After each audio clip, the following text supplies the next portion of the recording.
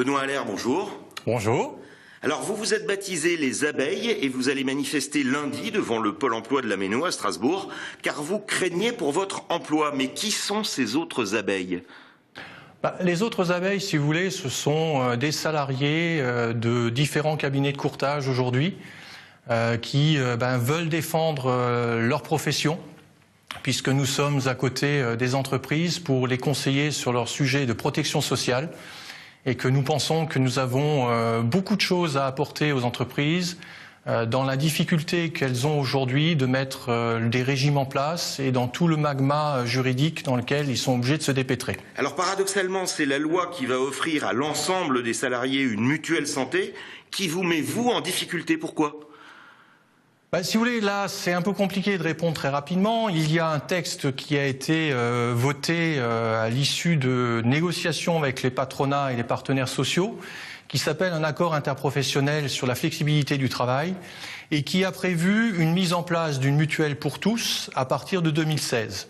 Cet accord est une première en France, c'est un très bel accord, sauf que des tels accords, pour qu'il soit possible de les appliquer, doivent passer chez nous devant le Parlement. Et le projet qu'a présenté le gouvernement, dans l'article 1 de cet accord, a modifié de manière substantielle les termes qui étaient prévus par les partenaires sociaux.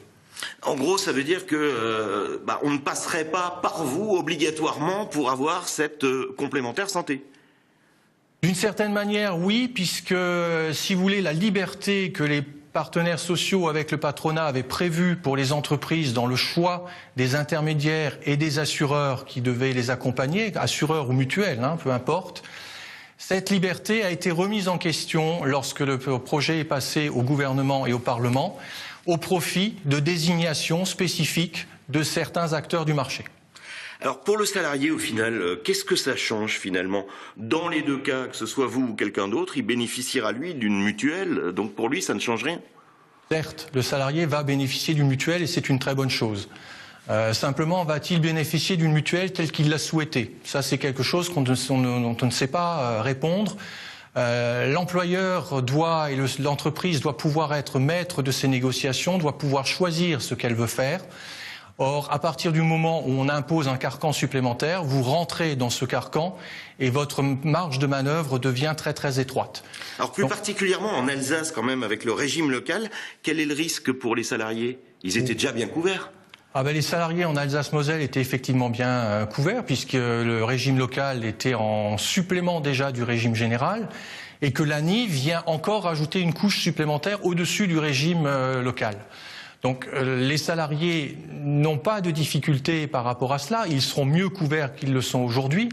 Simplement, toujours la même chose, c'est est-ce que tout le monde a besoin d'une mutuelle telle qu'elle va être imposée ? On n'en sait rien. Il y a des personnes qui peuvent aujourd'hui estimer que le régime local était suffisant ou que les garanties qu'ils avaient dans leur entreprise, s'ils en avaient, étaient suffisantes. Donc on va imposer quelque chose, on va imposer un niveau de cotisation, on va imposer un niveau de prestation. Tout ça sans donner la possibilité à qui que ce soit de négocier, de donner son avis. Benoît Allaire, merci.